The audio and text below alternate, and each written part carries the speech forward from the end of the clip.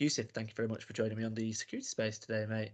You're a guest that I've wanted to get on for quite a while, so I'm glad I finally been able to get you. So, obviously, you've got a very interesting story from the battlefield to the boardroom. I very much like the title of that. So, before we get into it, though, are you okay just to introduce yourself to the audience, please? Yeah, absolutely. Thanks, Nick. So my name's Yousif Ashaa. I'm the CEO of Panoptic Cyber. We're a cybersecurity company that offers training, penetration testing, and consultancy. Perfect. Okay, so we're going to bring it back then. We're going to bring it back to where it all started then. So obviously you've got quite an interesting, you've had a life before cyber. So tell everyone a little bit about that, if you don't mind. Sure. So after leaving school at 16, I decided to join the British Army. So I spent 10 years of my life within the Household Cavalry. So not non-technical, just a bog standard sort of soldier, as you will, getting out there, doing all of that sort of stuff. Transitioned through that 10 years, loved it. It was fantastic. Decided to leave and then went out to the Middle East and Africa and places like that, sort of doing the private security side of work. I think where I got to with that is I started to become a little bit disillusioned with it. It was a lot of time away from home, and it's sort of when you get uncomfortable doing something for so long, you sort of stop looking for new things.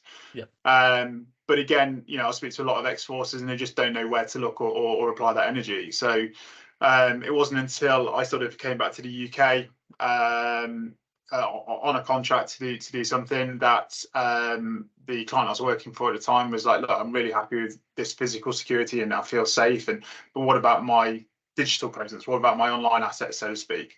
And it sort of stopped me in my tracks. I was sort of like, well, that's no idea. So that prompted me to do a short course on cybersecurity, right? This is going back sort of 10, 12 years. And it was the first thing in a long time that truly scared me. I was just sort of like, I couldn't believe how vulnerable we were, the threat landscape, etc. And as the physical environment for security was quite static and sort of stale, this new horizon, this new threat landscape was just exploding.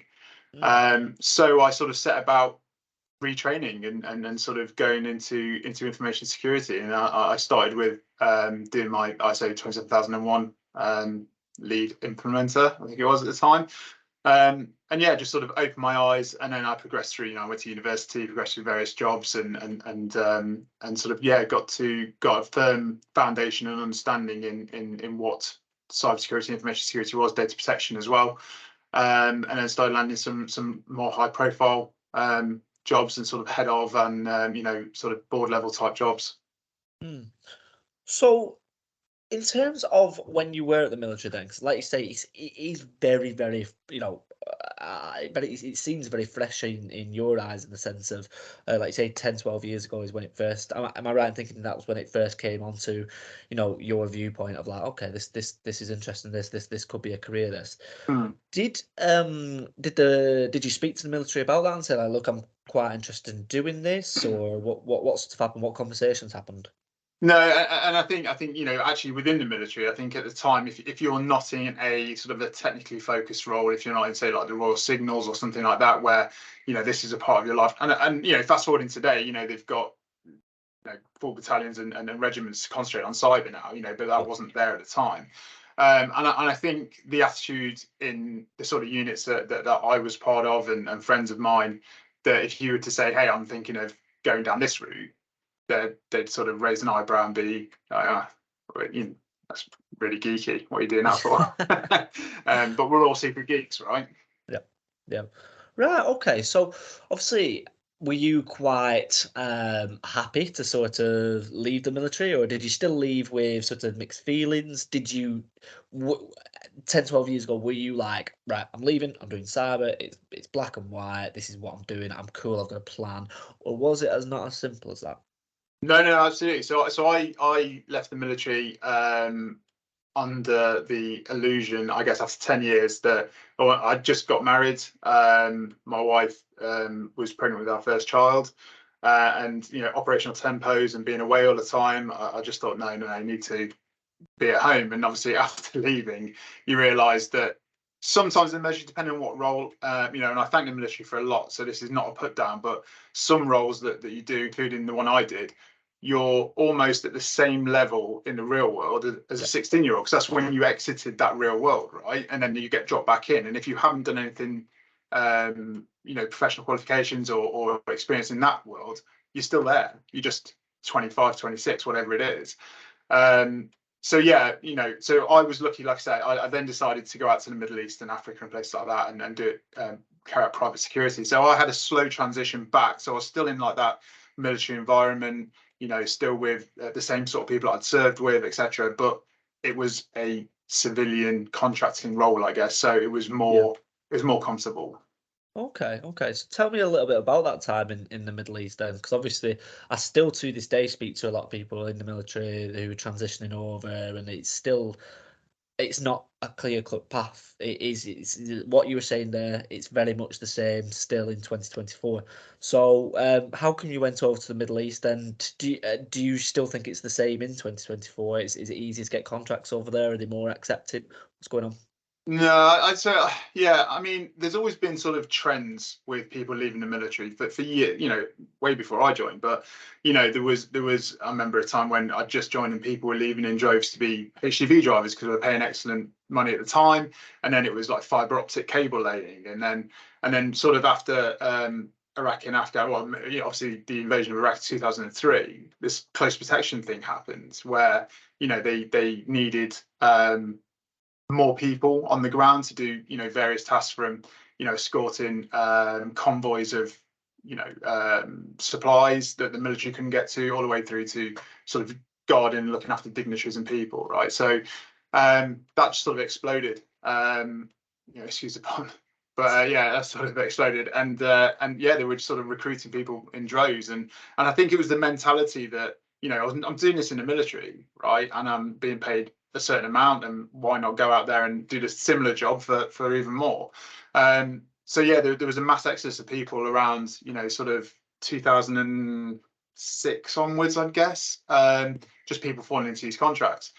But then it's kind of a double-edged sword, right? Because you'll go over there on good money, but you're still not improving your personal skill set in terms of a corporate environment.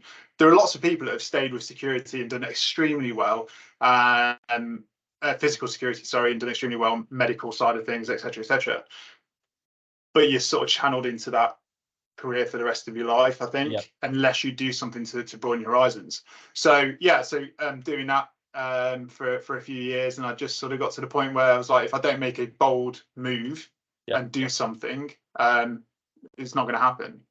Yep, yep. Okay. So when you came back to the UK then, what did the landscape kind of look like? How easy then was it to get a role in security? And my final point on that is, do you think that the time in the military was of no benefit to your security career? Do you think you were starting from ground ground zero again? Point Yeah. one. But yeah, were you starting from the get go or not? Do you think you started when you left the military?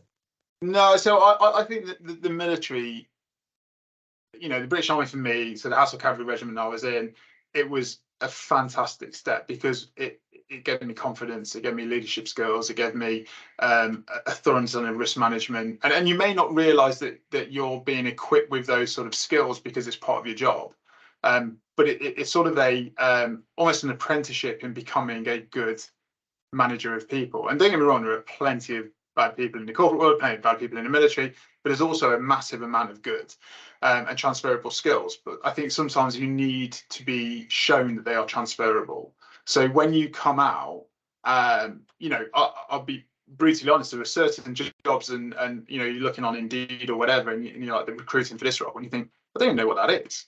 I have no idea what that role is. Yeah, yeah, So you have to get to that point where you've got to be humble, and you can't be a job snob, and you've got to, if you want to break into something new, just because I've been in the military, why should I jump to the front of the queue, right? You've got to pay your dues, I think. Yeah, yeah. Okay. So obviously, you're now at Panoptic, but before Panoptic, tell me about this journey to where you finally got to a place now where you're heading up your own consultancy. Talk to me about the lead up to where you are now. Yeah, and I think, every sort of full-time position or contracting position I had prior to Panoptic, I do look as that apprenticeship, right? Because Mm, to be able to work in places, such as the NHS, financial services, various other organisations, you get to see that different slant and that different viewpoint on cybersecurity, information security, data protection. So everybody has their own sort of way of doing things, even though it's a regulated industry. In part, people will look at it always with that sort of operational focus in the back of their head of what they do. And I think when you start to move to a few jobs in different sectors and different markets, you really sort of get that holistic view of what security is. mm, mm.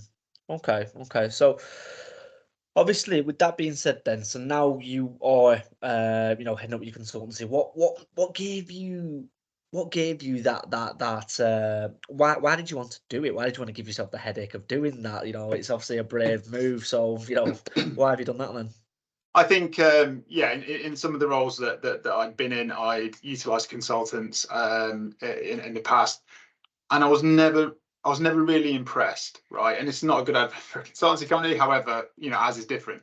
I think what I found personally was every time that, if I had to go to the board and ask for money to bring in a consultant or X, Y, and Z, a certain task they needed doing, they would very often come in, ring fence that bit of work, overpromise, underdeliver, and you were constantly sort of red faced going back to the board and saying, I need some more money, I need to extend this a couple of months, or even down to the standard work that was delivered. It just didn't fit. It was Yeah. almost like they copied and pasted from the last similar job, and you just, you're not impressed. Um, and a friend of mine who's also co-founder of Panoptic, Greg Alenzuk, who's a former Royal Marine as well. He was working within 27001 Consultancy at the time, and we started having this conversation. We're like, if we were to do this ourselves, what would we change? So we Yeah. decided to take the good bits from the military, the good bits from the corporate world, and sort of bring those together. And we brought on another guy who's James Legassi, who's a former parachute regiment NCO as well. So we had that sort of military way of looking at things, that drive, and what we wanted to be was an extension to your team. We didn't want to come in and say, right, here's this, and then, oh, it's 5 o'clock, I'm out. Mm. It was about, if your team's there getting through something that's particularly challenging or hard, well, our team's going to support you. And we never wanted to be looked at as, oh, and the consultants. It was, we're the team. So that's why we sort of went down that route. Yeah, yeah. No, I fully appreciate, and I know where you're coming from with when consultants come in, that friction, that perception of consultants is still very, very prevalent. So completely understand that. So obviously, I know you started pretty much around the time of COVID. So talk to me a little bit about how that was. A, setting up your own consultancy, but B, having a startup Mm. when everything was shutting down. So how did you find that? Yeah, so we again, pros and cons, right? So obviously this is retrospective. But at the time, we made that bold decision to say, right, we're going to do this. We're going to set up our company. Spoke to a few people that could be interested as potential clients, and then said, right, we've got to draw this line in the sand. We've got to be bold, and we've got to do it. And we did it. 3 months later, COVID hit, and Mm, everything sort of shut down. But again, on the other side of that, cybersecurity just boomed, right? Because obviously everyone transitioned to remote working. People didn't really know what their plans were. We were starting to talk about business continuity more. Like all these organisations that you were trying to have conversations with that were potentially like, "Don't worry, we've got that covered." yeah, They yeah, got they got tested to the max, yeah. right?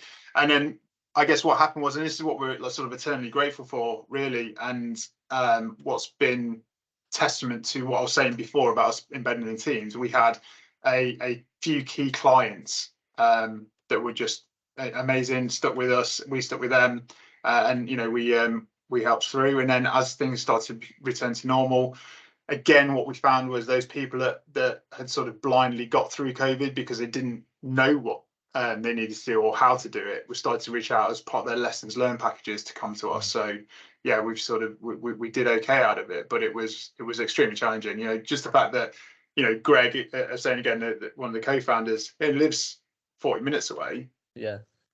Sorry, half an hour away. But we could, you can't get together and run some ideas. So it was even for us, it's just Teams. Teams is life, right? And then that's it. Yeah, no, it was the biggest case study in terms of potential challenges faced that anyone could have faced in the industry, wasn't it? So yeah, no, really good point. And how have you sort of found it? Yes, obviously on a business standpoint, you were able to sort of get through it. Obviously now we're a few years on. But looking back then, you had gone from being in the military, obviously everyone knows the role, then you was, an employee at various sort of, security teams as well, to then becoming you're out and out, you're out by yourself, standalone figure in the industry. So how have you kind of seen what you were like 3 years ago? And are you a different person now that you've had time for a bit of personal reflection as well? Yeah, so we've had help in terms of I think we listen to our clients, and I know that sounds incredibly cheesy, that's what everybody says, but we really did, because it was going into those various clients, and like I say, we've looked after large accountancy firms, firms in financial services, all the way through to advertising, etc. So but each of those firms in some degree gave us a bit of learning to take away. And I think there's sometimes an argument where cybersecurity professionals, information security professionals, they will converse with their clients and sort of tell them what their issues are. This is your issue, this is why you need us. But it was a case of sort of flipping that slightly and starting to listen. And what we found was that most, if not all, people want to do the right thing for cybersecurity, information security, and data. They want to do it, but either they can't afford it or they just don't know where to start. And I think there is all this amazing stuff out there. The NCSC, various other places that sort of say, hey, basically get your cybersecurity in check. It's really important. But there's no bridge where you can sort of hold a client's hand up to a point and say, look, this is the steps you need to take. This is what we need to look at.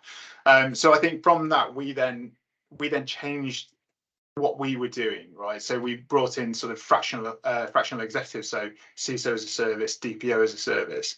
So that sort of combated clients that were like, look, I really want to start this, and I've been told by my investors, or I've been told by my board, I need to bring in a DPO or a CISO or whatever it is.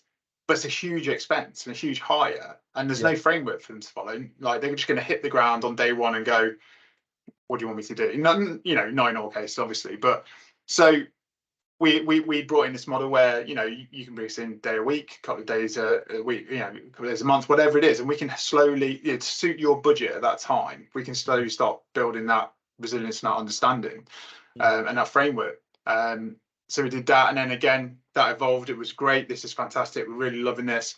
What about the technical side? So then we brought in the penetration testing. And we supported that in a similar sort of way. And then it was a case of, and this is why we really honed in on sort of, I would say, regulated markets is our bread and butter, right? And that's because there's a regulator there that's saying you must have this done. You must get better at this. You must do well at this. But again, they don't say, but here's some funding, or here's how you can do this. Or so we're then now focusing on sort of companies like financial services, accountancies, etc. Smaller to medium-sized companies that maybe want to start joining the supply chain of these bigger companies.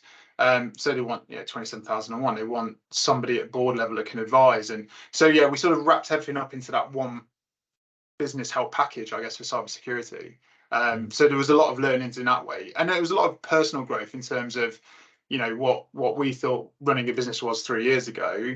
You sort of look back and your toes curl, because we luckily we didn't make any big mistakes, but what we did was we streamlined about just over a year and a half ago, and we just hit the ground running. And it was again it was almost like I think the way we sort of jokingly talk about it is we've had a practical MBA. You Okay. know, there's a lot of companies out there that are unsure if they're doing things right. But I think because again, from the military, is zero arrogance.